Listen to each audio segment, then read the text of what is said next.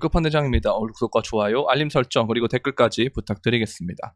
이게 비트코인이 정말 그래도 반등을 좀 해주는 모습이기는 한데 되게 애매해요. 왜냐면 이 모양이 제가 저번에 두 가지 가능성을 말씀을 드렸는데 저번 영상에서 하나는 2021년 1월과 같다. 그 다음에 두 번째는 이런 과정에서 갑자기 비트가 떨어지면서 도미넌스가 오를 가능성이 좀 있다라는 말씀을 드렸는데 일단 그래도 좀 다행인 건 이 과정에서 도미넌스가 떨어지면서 비트가 좀 어느 정도 반등을 해주는 그런 모습이 있어서 일단은 21년도 1월의 가능성을 조금 더 우리가 볼 수는 있을 것 같기는 한데 그래도 이게 어떻게 될지는 몰라요. 왜냐면 여기서 또 이 다이버전스가 떴으니까 일봉상에서 봤을 때 여기랑 보시면 여기가 지금 지점이 60.43%, 60.41인데 여기는 11.02, 여기는 33.25, 29.12, 그 다음에 여기 보면은 이쪽에 그래서 좀 다이버전스 애매하게 떠가지고 이게 뭐 다이버전스라고 하기도 그렇고 아니라고 하기도 그렇고 좀 애매한 봉이긴 해요. 그래서 주봉으로 봤을 때도 어쨌든 이런 이동평균선들이 몰리는 자리이기 때문에 이게 반등이 좀 나올 수 있다. 이렇게 갔다가 떨어진다거나 그럴 수 있다. 알트장이 온다 하더라도 조금 이제 일요일이기도 하니까 좀 조심할 필요는 있다고 생각을 하고 그리고 이게 큰 틀에서 보면요. 여기서 2020년 12월 18일은 21년 사이클의 비트 상승장 중에서 도미가 가장 높았을 때예요. 그죠? 그리고 거기서부터 이때 24년도 11월을 이렇게 이어보면은 여기가 이제 다시 돌파를 해놓고 리테스트를 하는 자리이기 때문에 또 공교롭게도 이동평균선이 걸리는 자리잖아요. 그래서 좀 반등이 주봉상으로 와서 세게 올 수도 있다. 그러니까 이런 리스크는 우리가 항상 인지를 하고 있자라는 그런 말씀을 드리고 싶고요. 근데 이런 걸 만약에 한 방에 막 뚫어버린다. 그렇게 되면은 정말 강하게 이 이동평균선들이 이렇게 바뀌겠죠. 근데 그게 만약에 안 된다 그러면 아마 여기서 횡보를 하면서 이렇게 천천히 뚫어나가는 그러니까 반등도 하고 횡보도 하고 이런 식으로 갈 가능성이 있다라는 거. 그럼 이게 주봉상에서 움직임이 나오기 때문에 여러분들이 보면 이번 주 말고 그 전에 2주 동안 이 반등 때문에 얼마나 고생을 하셨습니까? 그죠? 이 도미넌스 반등 때문에. 그래서 그런 게 또 일어날 수가 있기 때문에 항상 이제 제가 말씀드리는 거는 리스크 관리, 현금 비중, 그 다음에 어느 정도 큰 시총들로 바꿔놓는 거. 비트나 이더 같은 걸로 내가 메이저 알트나 자발트로 벌어도 일부 현금으로 만들고 익절하면서 그 다음에 일부는 비트 이더 이런 걸 좀 바꿔놓는 그러한 운용의 묘가 필요하지 않느냐라는 생각이 좀 들고요. 그래서 그런 부분들 있고 근데 또 좀 걱정됐던 것 중에 하나는 좀 해소가 되고 있는 게 뭐냐면 보시면 이건데요. 비트코인 현물 ETF마저도 좀 떨어지고 있었어요. 유출액이 많이 나오고 있었는데 다시 이제 최대 순유입이 나오고 그 다음에 이더 역시도 보면은 역대 네 번째 규모의 순유입이 일어났기 때문에 일단 이런 부분은 좀 긍정적인 거다라고 볼 수가 있고 그 다음에 이것도 마찬가지로 스피코인 역시 이렇게 좀 세력 고침 해보면 이렇게 이제 위로 올라가고 있잖아요 여전히. 근데 이제 USDT가 조금 올라가는 추세가 조금 죽긴 했는데 그래도 USDC가 올라가주면서 요 큰 틀에서의 상승 추세는 계속 가속화되고 있다라는 말씀을 드리고 싶고 그래서 도미넌스의 흐름과 그 다음에 비트코인 움직임만 조금만 더 우리가 이겨내면 굉장히 좋은 움직임 나올 수 있다라는 말씀을 드려요. 그래서 일단 우리가 가장 좋은 건 여기를 지켜냈다라는 거. 이 추세선을 제가 그어놓은 거를 지켜냈고 그 다음에 이 이동평균선을 지켜낸 거. 그리고 이게 결국은 이 밀집, 이동평균선이 밀집이 된 다음에 제가 장대 양봉을 올리면서 보통 비트코인이 올라간다 그랬잖아요. 이것도 마찬가지로. 이 평이 꼬였다가 이걸 밀집한 걸 꼬인다고 표현을 하는데 이게 꼬였다가 갑자기 이렇게 장대 양봉 뜨면서 이렇게 이동평균선이 멀어지면서 정배열로 가잖아요. 마찬가지로 지금 이것도 여기서 이렇게 양봉을 떠주면 괜찮은데 그게 아니면 여기서 꺾일 경우에는 또 캔들이 이 이동평균선의 저항을 맞으면서 종가로 완전 넘지 못하고 또 이렇게 떨어질 수가 있거든요. 근데 그런 캔들이 나온다면 좀 주의를 해야 될 것 같다. 그게 아니고 만약에 뚫어준다라고 했을 때는 도미넌스가 오히려 비트가 떨어지고 도미가 오르면 알트가 굉장히 많이 떨어지는데 비트가 오르면서 도미가 오르는 거라면 그러면 차라리 낫다라고 말씀을 드릴 수 있을 것 같습니다. 지금처럼. 그래서 아직까지는 경우의 수가 되게 혼재되기 때문에 완전히 안심할 수는 없는 단계고 이 응축된 부분들 그리고 여기서도 이렇게 반등을 했다가 떨어지는 순간이 오면서 완전히 이 추세 안으로 들어오고 그렇게 되면 이동평균선들도 지금 일봉은 역배열이 잘 만들어지고 있는데 주봉까지도 여기 보면은 데드크로스가 나왔죠. 여기도 보면 데드크로스 나온 다음에 갑자기 반등을 주는 그런 모습이 있었거든요. 그래서 이런 것까지도 완전히 해소가 되면 그때는 정말 알트가 힘이 강력해질 수 있다. 라는 거 보시면 이때도 마찬가지예요. 여기도 보면 이렇게 역배열이 나온 다음에 얘가 데드 크로스가 난 뒤에도 횡보를 했다가 가속화로 떨어지니까 이제 이동평균선들이 다 역배열로 이렇게 돌잖아요. 그러면서 알트 시즌이 굉장히 강력하게 온 건데 몇 주 동안, 몇 달이죠. 몇 달 동안 왔는데 마찬가지로 이게 그런 과정에 있다 보시면 됩니다. 만약에 이제 얘가 이렇게 떨어질 거라면 강력하게 떨어져야 이동평균선이 이렇게 바뀌는 거고,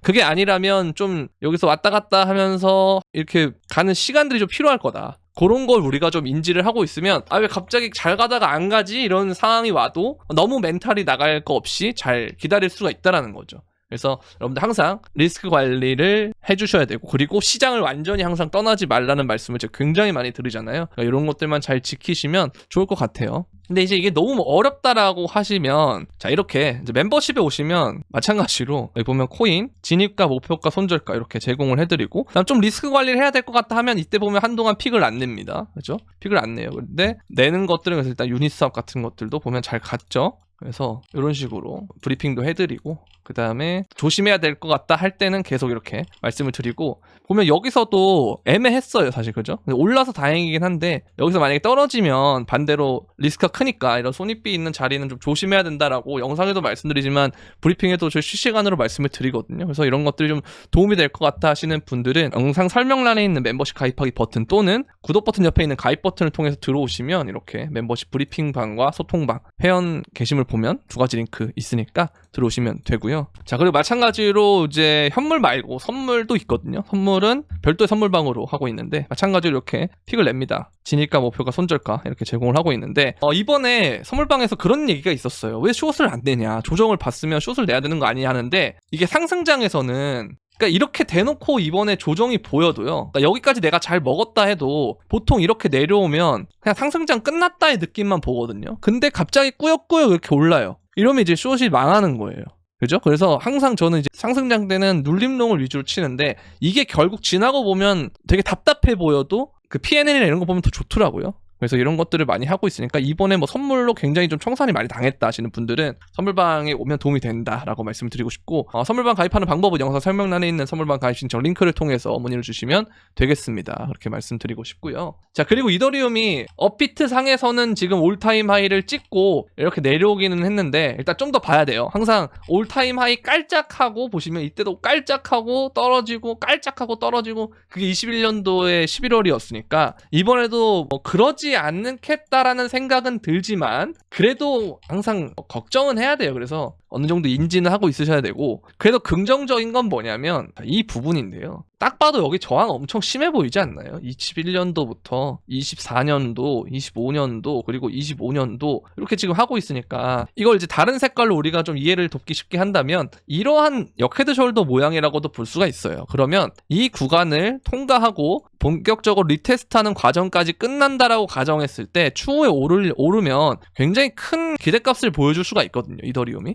자, 근데 이더리움이 만약에 이렇게 오른다, 그럼 내가 이더리움을 갖고 있지 않는데 어떡하냐라고 하시는 분들은 사실 제 영상에서 계속 비트 이더에 대한 강조를 했기 때문에 조금 아이러니하다고 보지만, 그럼에도 불구하고 없다라고 했을 때 내가 조급해야 되느냐라고 하면 그건 아니다라는 거죠. 왜? 항상 모든 상승장은 큰 시총부터 작은 시총 순서로 순환이 되거든요. 근데 이더가 이렇게 가주는 거는 굉장히 좋은 거예요. 아시겠죠? 메이저 알트들 먼저 가는 것보다 이더가 가주는 게 진짜 좋은 거예요. 근데 지금 이걸 어쨌든 이더가 견인을 하고 있고, 그렇게 된다면 특히 ETF로 있는 게 이더기 때문에 이제 외부에서도 관심을 가질 수밖에 없는 거죠. 비트도 관심을 가지지만 비트 좀 비싼데 이더 괜찮지 않나? 하다가 다음 이트는 솔라나가 될 것 같은데 하면서 이렇게 가는 거예요.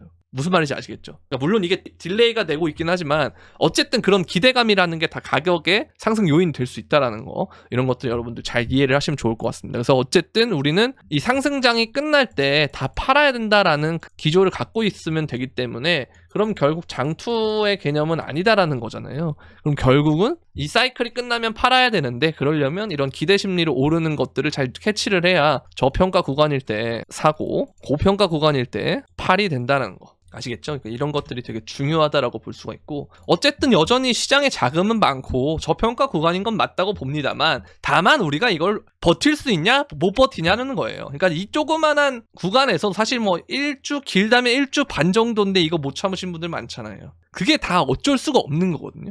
근데 이걸 어쨌든 다 견디고 이겨내고 하는 사람들이 나중에 막 우리가 알고 있는 21년도나 뭐 이럴 때 돈을 많이 벌었네 하시는 분들이 다 이런 분들이기는 해요. 지금 구간에서는. 근데 이제 나중에 그 사람들의 성공담이 나올 때가 있어요. 그래서 여러분들 존버하세요 할 때가 있거든요. 근데 그땐 여러분들이 늦게 들어왔고 이 사람들이 실제로 성공담이 있으니까 존버가 맞다라고 착각을 하게 돼요. 근데 존버는 그때는 맞지 않습니다. 그럼 마이너스 90% 막 찍고 그러는 거예요. 그러니까 이런 것들은 항상 조심하셔야 된다. 그래서 항상 이제 4848을 잘 하셔야 된다라는 거 그렇게 보시면 돼요. 그리고 시장 자체를 떠날 필요 없다. 근데 내가 이 존버하는 게 힘드니 어느 정도 리스크 관리를 하면서 분할 매수 분할 매도를 하다 보면 어느 순간 내가 리스크 관리를 하고 있으니까 떨어져도 자신감이 생기는 거죠. 그래? 좋은데? 더 떨어져 더 싸게 사지. 약간 이런 느낌으로 기다리다 보면 뭐 내가 사지 못하더라도 다시 이런 반등 구간이 오고 그 다음에 뭐 예를 들어서 조정이 끝나 있다라고 하면서 또 이 구간을 잘 버틴 거고요. 만약에 샀다 그러면 평단도 낮아지고 개수 늘어나고 뭐 그렇게 되는 거 아니겠습니까? 그런 것처럼 여러분들이 이런 것들을 잘 생각을 해보시면 어떤 식으로 운용을 해야 될지 좀 감이 잡힐 거다라고 생각을 합니다. 그래서 이런 것들을 어느 정도는 계속 생각을 하면서 수시로 내 멘탈을 관리를 해주는 게 필요하다라는 말씀을 드리고 싶고요. 자, 그리고 이더리움 매수세가 코인베이스를 넘어서 이제 바이낸스도 좀 오고 있다고 하는 건 아까 말씀드린 대로 21년도 1월 이후에 2월부터 본격적인 알트시장이 시작이 됐거든요. 근데 1월 달에 비트코인 조정이 있었어요. 그때 당시에 비트가 고점에 30%를 빠졌던 그런 기억이 있는데요. 한번 차트로 보면요. 이렇게 다 이동평균선을 끄고 알아보기 쉽게. 자, 어디 구간이냐면 여기에요. 여기가 이제 1월 말까지 빠진 적이 있어요. 1월 초부터 1월 말까지 이렇게 비트가 빠진 적이 있거든요. 근데 이때 도미넌스가 좀 올라가면서 비트가 이렇게 회복을 하면서 2월부터 본격적인 알트장이 시작이 됐는데 여러분들은 이제 2월부터 보통 코인에 입문하신 분들이 많을 거예요. 21년도 2월부터. 그게 왜 그러냐면 지금도 어쨌든 이더가 오르고 몇몇 메이저 알트가 오르고 있지만 완전한 순환장은 아니기 때문에 다들 봐도 이게 진짜 맞나? 애매하고 소문도 안 나요. 왜? 고인물들은 내 거는 물려있는데 왜 안 가지? 라는 생각이 드는 장이기 때문에 약간 제가 말씀드렸지만 이건 순환이 항상 돈다는 거 그런 말씀을 드리고 싶고요. 이게 되게 중요하다라는 거. 그래서 이거를 만약에 이번에도 같은 상황이라면 지금의 이더의 신호와 비트 회복 그리고 도미넌스의 이 반등은 굉장히 좋은 상황일 가능성이 있다. 그렇게 보면 되겠습니다. 근데 항상 아까 말씀드렸지만 리스크 관리는 계속 해줘야 된다는 거. 왜냐면 21년의 사이클과 17년도의 사이클과 이번의 사이클은 완전히 다르다라고 볼 수도 있거든요. 그래서 항상 이 다를 수 있다라는 생각을 해줘야 된다는 거. 그렇게 보시면 되고 마찬가지로 여기 보시면 1월 달부터 이렇게 비트는 빠지는데 도미가 계속 빠져요. 그렇죠? 도미가 빠지면서 이거를 이동평균선을 못 넘고 쭉 계속 떨어지잖아요. 그때 이제 비트가 오르면서 그죠? 도미가 이제 소강 상태를 보이지만 비트가 오르면서 도미가 좀 반등을 해주고 소강 상태 보이다 갑자기 팍 떨어지면서 도미넌스 장이 아니고 알트장이 엄청나게 왔었단 말이에요. 그러니까 이런 것들 항상 여러분들 신경 써주셔야 된다. 그래서 이런 거 잘 보셔야 된다라고 보시면 되고 그리고 아직까지는 우리가 이 파란색 정도이기 때문에 완전히 과열이 될 때는 요때거든요. 근데 이 정도는 아직 아닌 것 같다라는 그런 생각을 하고 있고요. 마찬가지로 알트코인 마켓캡을 보면 여전히 요 밑에 있거든요. 그래서 아직까지는 올라갈 가능성이 좀 있다. 250배 이거는 좀 과장인 것 같고 어쨌든 이런 상황들 그리고 우리가 코스피를 보면 아시겠지만 국장하면 안 돼요라고 했던 시간들이 얼마나 길었습니까? 그죠? 근데 그 기간 동안 욕을 먹으면서 국장이 미장을 갈 때 막 이러고 있었으니까 안 갔잖아요. 근데 갑자기 어느 순간 뱃머리를 돌리더니 자리를 안 주죠? 그것처럼 이것도 그렇게 될 가능성이 있다. 그래서 내 알트들이 너무 안 간다고 해도 그거 자체가 개미들을 털어내는 과정이고 새로운 운전수들이 이걸 매집하는 단계이기 때문에 좀 시간이 걸릴 수 있다. 그리고 자금이라는 것이 순환이 돼야 되기 때문에 그 시간까지는 좀 기다릴 필요가 있다라는 거. 그러니까 이런 거를 잘 알고 계시면 좋을 것 같다라는 생각이 들면서 오늘 영상은 여기까지 하도록 하겠습니다. 좀 방향성이 잡히기 때문에 조금 더 아마 주요 사항들이 많아질 것 같아요. 이슈들이. 그래서 좀 더 영상을 자주 찍지 않을까라는 생각이 들면서 오늘 영상은 여기까지 하도록 하겠고요. 도움이 되셨다면 구독과 좋아요, 알림 설정 그리고 댓글까지 부탁드리면서 그럼 안녕.